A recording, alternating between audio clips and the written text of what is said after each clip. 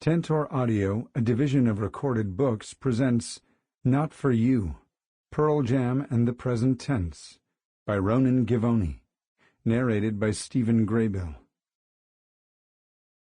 Publisher's Note: in this audio edition, you will hear references to visual elements present in the print and e-book formats of the book. The art of music is undeniably the one of all others which gives rise to the strangest passions, the absurdest ambitions, I will even say, to the most peculiar fixation. Of the unfortunates who are locked up in mental hospitals, those who think themselves Neptune or Jupiter are easily recognized as lunatics, but there are many others who enjoy complete freedom, whose parents have never considered resorting to psychiatric treatment, but whose madness is evident. Music has unsettled their brain. Hector Berlioz, The Musical Madhouse, 1859. It has to be living to learn the speech of the place. It has to face the men of the time and to meet the women of the time. It has to think about war, and it has to find what will suffice. It has to construct a new stage. Wallace Stevens, Of Modern Poetry, 1942. That song is about getting hit in the face, turning your cheek, and getting hit again. Applause. Come to think of it, all the songs are about that. Moore Theatre, Seattle, 1995. Introduction. A personal preface. First, a confession and a caveat. I've only seen them 57 times. A confession, because to most well-adjusted people this number will seem, depending on your taste in music, alternately obsessive, excruciating, or absurd, and rightly so. After all, to see an artist 5 times in concert suggests loyalty. To see an artist 10 times implies dedication, not to mention disposable income. But once you're north of, say, 25 shows, it's safe to say you're out of sync with most responsible adults. Not that that's always a bad thing. And yet, a caveat. As far as Pearl Jam people go, I'm fairly middle of the road, more journeyman than master, compared to the people way up front or on the rail. Among this group, it's almost common, meeting otherwise sensible people who have seen 100 Pearl Jam shows, who take entire months off work to catch every show, anywhere in the world, who can tell you what the band performed and where on any given day in the last 3 decades. In other words, there are people who would scoff at you for presuming to write a book after 57 shows, and I don't disagree. I'm embarrassed to be such a dilettante myself. By most measures, I am your typical Pearl Jam fan. To quote a favorite song, I am speaking as a child of the 90s, born in 1978 and about to turn 13, when the video for Alive debuted in 1991. 2 years later, I was one of the 950,000 who bought their second album, Versus, the week it came out. With my friends in the 9th grade, we debated Nirvana, Weezer, and 9 Inch Nails, who was authentic and who had sold out, and understood or suspected that something unusual was happening in music and youth culture at large. I finished high school in 1997, saw my first show, inexcusably late, on the Yield Tour, graduated college in 2001, and started seeing them in earnest only in 2003. Most of all, to quote them once again, I am, for better and worse, W.M.A, white, male, American. Jewish, secular, and left of Bernie Sanders, but W.M.A all the same. And yet, by other measures, to flatter myself perhaps, I am also your less typical fan. For most of my life, my career has been in music, but not, shall we say, the kind that Pearl Jam plays.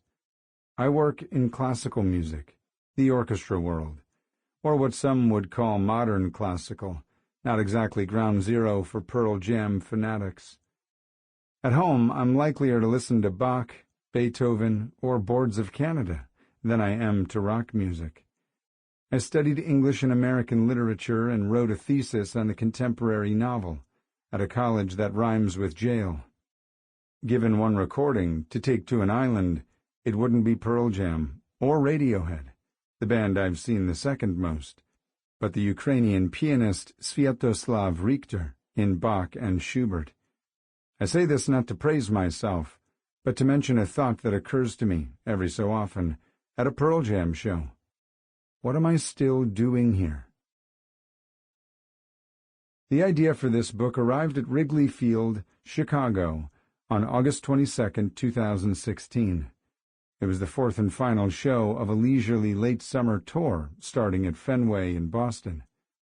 The sun was setting. The crowd was settling in.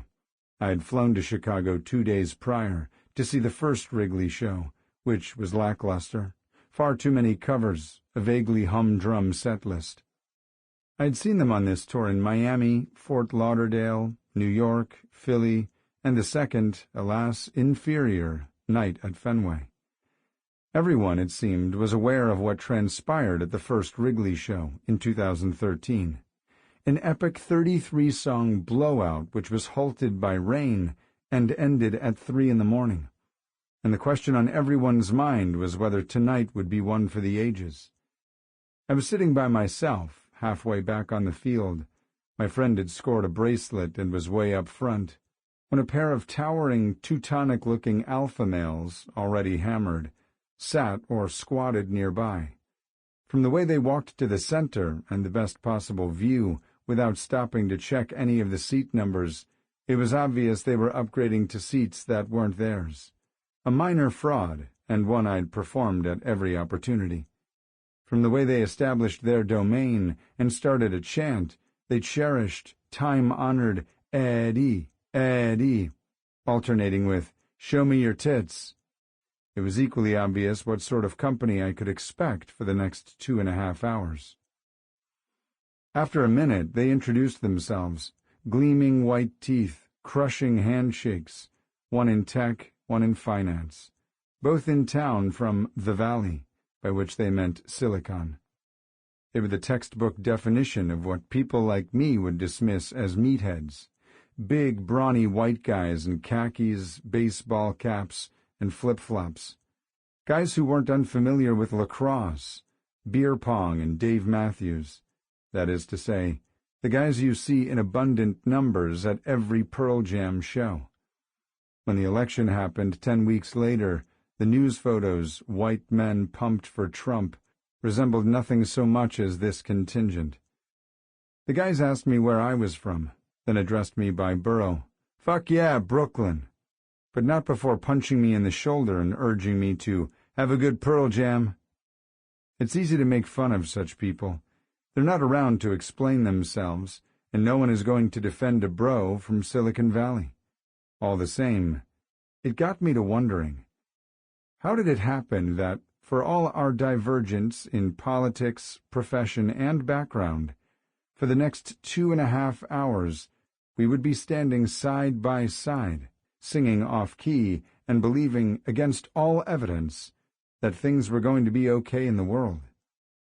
How did it happen that, for all our differences on anything beyond Pearl Jam, everyone knew we were in for a classic when they opened with Oceans, Into Footsteps, into Off He Goes? The moment the show ended, we would resume having nothing in common. But for now, on this field, and aided only by song, and maybe the IPA, we were allied through music. The answer is obvious. That's what happens at Pearl Jam. And, for me at least, nowhere else. It's a hobby, I suppose, or a habit, and like certain habits, there are times when it feels like a sickness. There's a clear-cut set of symptoms, nausea, chest pain, and a feeling of continuous panic, the day of any tour announcement. That's when it awakens from hibernation and rears its ugly head. It's unmistakable, like the opening of a long road, the queasy, nervous sensation, the Sample complete. Ready to continue?